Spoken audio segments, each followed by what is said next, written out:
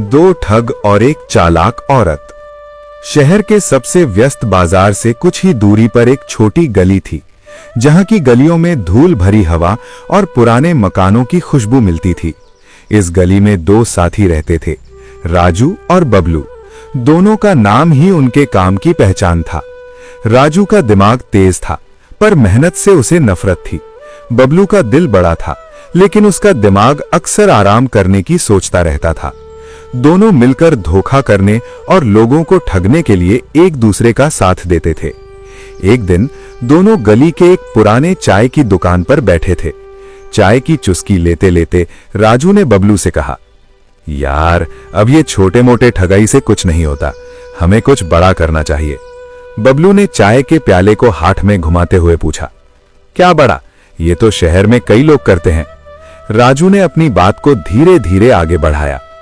मैंने सुना है कि शहर में एक नई औरत आई है, नीलम। वो बहुत अमीर है और अकेली रहती है। हमारे लिए तो ये सबसे बड़ा मौका है।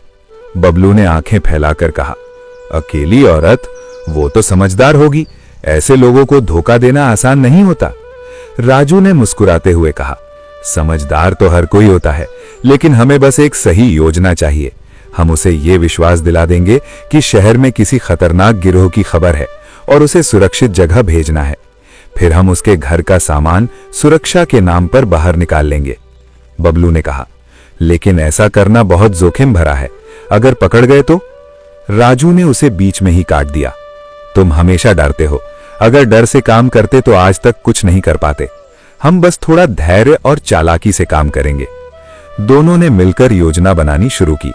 राजू ने कहा, पहला काम नीलम का घर ढूंढना और उसके बारे में जानकारी जुटाना। दूसरा काम ऐसा दिखाना कि हम पुलिस या किसी सुरक्षा एजेंसी से हैं।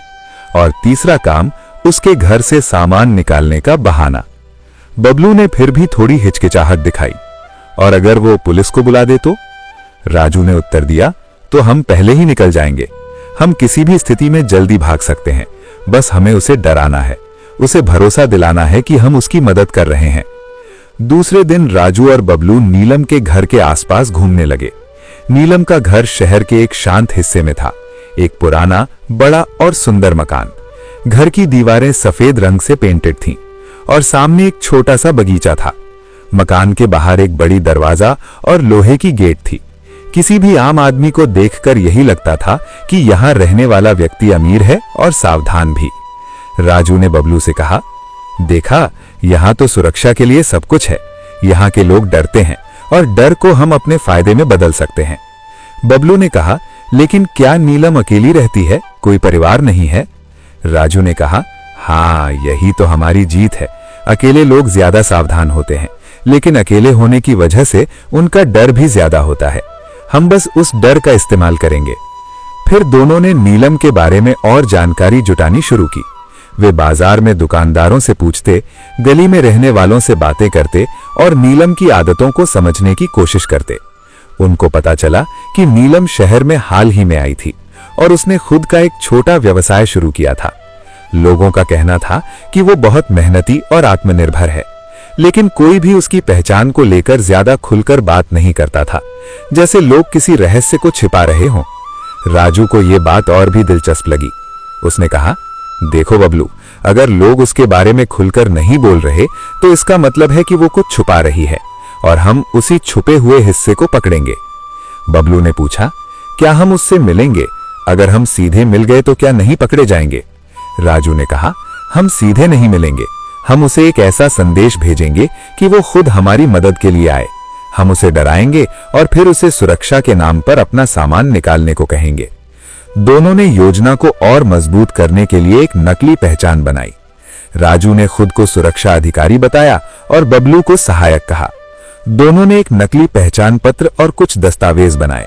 राजू ने कहा, हमारे पास जो दस्तावेज होंगे वो काफी दिखावटी होंगे। लोग सिर्फ दिखावे से ही डर जाते हैं।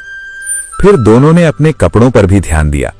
राजू ने एक साधारण लेकिन साफ सुथरा सूट पहनने का निर्णय लिया और बबलू ने भी उसी तरह का कपड़ा पहन लिया।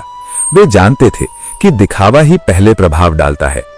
कुछ दिनों बाद एक शाम को राजू और बबलू नीलम के घर का रुख किया। रात का समय था और घर के बाहर चुप्पी थी। नीलम की बगीचे की रोशनी जल रही थी, लेकिन अंदर से कोई आवाज नहीं आ रही थी। राजू ने बबलू से कहा, अब हम अपने काम पर हैं, ध्यान रखना हम किसी भी तरह की गलती नहीं कर सकते। वे दोनों गेट के पास पहुंचे और दरवाजे पर दस्तक दी। दरवाजे के अंदर से आवाज आई, कौन है? राजू ने एक शांत और गंभीर आवाज में कहा, मैं सुरक्षा विभाग से हूं। यहां शहर में कुछ खतरनाक गिरोह की खबर मिली है। हम आपकी सुरक्षा के लिए आए हैं। आपको तुरंत सुरक्षित स्थान पर भेजना है। नीलम ने जवाब दिया, कौन है आप और आपके पास कोई पहचान पत्र है? राजू ने झट से कहा, पहचान पत्र बाद में दिखाएंगे, अभी समय नहीं है। आप हमें अंदर आने दीजिए, हम आपकी सुरक्षा के लिए आए हैं। नीलम ने थोड़ी देर चुप्पी से सुनी और फिर बोली, ठीक है, पर पहले मुझे आपके दस्तावेज दिखाइए। मैं बिना दस्तावेज के किसी को अंदर नहीं आने दूंगी। राजू को यह बात थोड़ी परेशान कर गई। वो सोचने लगा कि यह महिला कितनी समझदार है। बबलू ने अंदर से कहा, यार अब क्या करें, उसने दस्तावेज मांगे हैं। राजू ने थोड़ी देर सोचा और फिर कहा, हम दस्तावेज दिखा देंगे, लेकिन उसे डराने का तरीका बदलना होगा। हम उसे ये विश्वास दिला देंगे कि हम सच में सुरक्षा विभाग से हैं। हम उसके साथ दोस्ताना व्यवहार करेंगे और फिर धीरे धीरे उसे समझा देंगे कि उसे बाहर जाना चाहिए।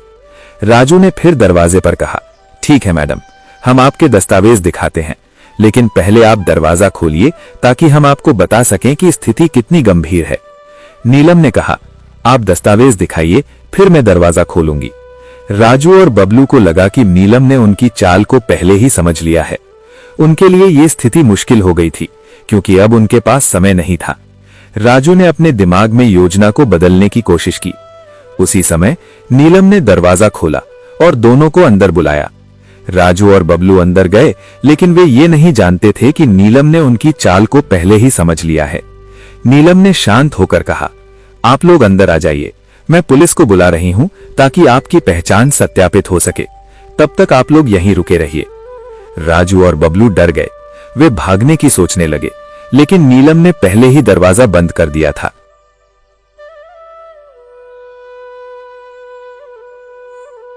नीलम ने दरवाजा बंद करते ही अपने मोबाइल की स्क्रीन पर कुछ नंबर डायल किए। उसने आवाज में बिल्कुल भी घबराहट नहीं दिखाई।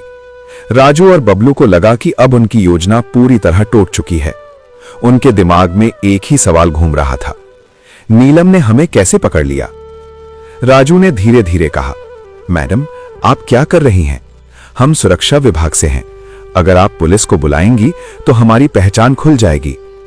नीलम ने शांत होकर कहा, अगर आप सच में सुरक्षा विभाग से हैं तो पुलिस आने से आपको कोई डर नहीं होना चाहिए, और अगर आप झूठ बोल रहे हैं तो पुलिस के आने से आपकी असली पहचान सामने आ जाएगी। बबलू ने घबराते हुए कहा, यार ये तो सही बात है, हम क्या करें? हमें तो भागना चाहिए। राजू ने बबलू की तरफ देखा और कहा, थोड़ा शांत हो, हम भागने की कोशिश करेंगे, लेकिन पहले हमें यह देखना होगा कि नीलम ने क्या तैयारी की है।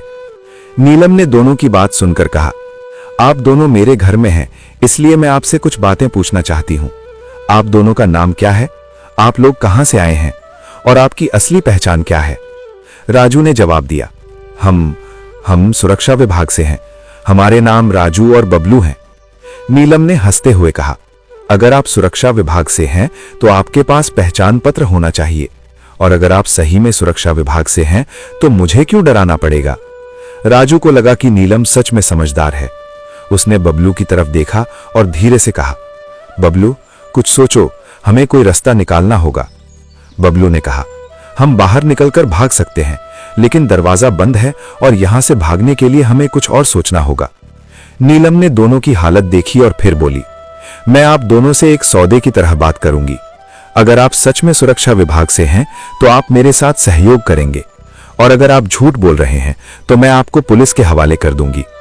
राजू ने कहा, ठीक है, हम सहयोग करेंगे, लेकिन आप हमें डराना क्यों चाहती हैं? हम आपकी सुरक्षा के लिए आए हैं। नीलम ने मुस्कुराते हुए कहा, सुरक्षा के नाम पर लोग अक्सर धोखा देते हैं, और मैं अपने घर की सुरक्षा के लिए सावधान रहती हूं। अब बताइए, आप लोग यहां क्यों आए हैं? राजू ने थोड़ी देर सोचकर कहा, हमने सुना कि इस शहर में कुछ खतरनाक गिरोह की गतिविधि बढ़ रही है। हम आपकी सुरक्षा के लिए आए हैं। हम आपको सुरक्षित स्थान पर भेजना चाहते हैं। नीलम ने कहा, अगर आप सच में मेरी सुरक्षा के लिए आए हैं तो मुझे ये बताइए कि किस गिरोह की बात कर रहे हैं और किसने आपको भेजा। राजू ने झिझकते हुए कहा, हमारी सूचना हमें सीधे हमारे विभाग से मिली है, हम ज्यादा जानकारी नहीं दे सकते। नीलम ने आंखें उठाकर कहा, तो आप खुद ही अपनी कहानी में उलझ गए हैं। आप जो कह रहे हैं उससे लगता है कि आप झूठ बोल रहे हैं। राजू और बबलू के चेहरे पर डर साफ दिखने लगा। वे सोचने लगे कि क्या नीलम ने पहले से ही उनके बारे में कुछ जान लिया था या फिर उसने उन्हें किसी तरह फंसा लिया था। नीलम ने एक कदम आगे बढ़ाया और कहा, मैं आप दोनों को एक मौका देती हूं। अगर आप सच में सुरक्षा विभाग से हैं तो आप मेरे घर की सुरक्षा के लिए कुछ काम करेंगे, और अगर आप झूठ बोल रहे हैं तो मैं पुलिस को बुला दूंगी। राजू ने बबलू की तरफ देखा और फिर कहा, ठीक है, हम आपकी मदद करेंगे, पर आपको हमें भरोसा करना होगा। नीलम ने कहा, मुझे भरोसा नहीं, तथ्य चाहिए। मैं आपके दस्तावेज देखना चाहती हूं। राजू ने फिर से अपने जेब में हाथ डाला, लेकिन उसके हाथ खाली थे। वे जानता था कि वो किसी भी तरह से दस्तावेज नहीं निकाल सकता। उसने बबलू की तरफ देखा और फिर कहा, हम दस्तावेज नहीं दिखा सकते, लेकिन आप हमें विश्वास कीजिए, हम सच में सुरक्षा विभाग से हैं। नीलम ने हंसते हुए कहा, आपको विश्वास नहीं चाहिए बल्कि सत्य चाहिए। मैं आपको एक सवाल पूछती हूं, अगर आप सच में सुरक्षा विभाग से हैं तो आप अपने दस्तावेज क्यों नहीं दिखा रहे हैं? राजू ने घबरा कर कहा, हमारे दस्तावेज अभी साथ नहीं है, हमने उन्हें कहीं और छोड़ दिया है। नीलम ने कहा, ठीक है, अगर आप दस्तावेज नहीं दिखा सकते तो आप मेरे घर से बाहर निकलिए। मैं आपको बाहर जाने दूंगी, लेकिन आप मेरे घर में वापस नहीं आएंगे। राजू ने कहा, हम बाहर नहीं जा सकते, हम आपकी सुरक्षा के लिए आए हैं। नीलम ने शांत होकर कहा, अगर आप सुरक्षा के नाम पर आए हैं तो आप मुझे यह बता सकते हैं कि मेरे घर में किस प्रकार की सुरक्षा व्यवस्था है और मेरे घर में कौन कौन से महंगे सामान हैं? राजू ने कुछ सोचकर कहा, हम ये सब नहीं बता सकते, हमारे पास समय नहीं है। नीलम ने फिर कहा, आप लोग झूठ बोल रहे हैं, आपके पास कोई पहचान नहीं है, आप बस ठग हैं। राजू ने अब अपनी हिम्मत खो दी। उसने बबलू की तरफ देखा और धीरे से कहा, बबलू, कुछ सोचो, हमें कोई रास्ता निकालना होगा। बबलू ने कहा, हम बाहर निकलकर भाग सकते हैं, लेकिन दरवाजा बंद है और यहां से भागने के लिए हमें कुछ और सोचना होगा। नीलम ने दोनों की हालत देखी और फिर बोली, मैं आप दोनों से एक आखिरी मौका देती हूं। अगर आप सच में सुरक्षा विभाग से हैं तो आप अपने नाम और पहचान को साबित करें, अगर नहीं तो मैं पुलिस को बुला लूंगी। राजू ने अब समझ लिया कि नीलम ने उन्हें पकड़ लिया है। उसने धीरे से कहा, ठीक है, हम सच में सुरक्षा विभाग से नहीं हैं, हम ठग हैं। नीलम ने शांत होकर कहा, तब आप दोनों को पुलिस के हवाले किया जाएगा। राजू और बबलू डर के मारे कांपने लगे। उनके मन में कई सवाल थे। नीलम ने हमें कैसे पहचान लिया? क्या उसने हमें पहले से देखा था? क्या वो हमारे खिलाफ सबूत रखती है? नीलम ने कहा, मैंने आपकी चाल को पहले से पहचान लिया था। मैंने आपके बारे में जानकारी जुटाई थी और मैंने अपने घर में सुरक्षा कैमरा लगा रखा था। अब मैं पुलिस को बुला रही हूं। राजू और बबलू के चेहरे पर घबराहट साफ दिख रही थी। वे सोच रहे थे कि अब उनका जीवन खत्म हो गया है।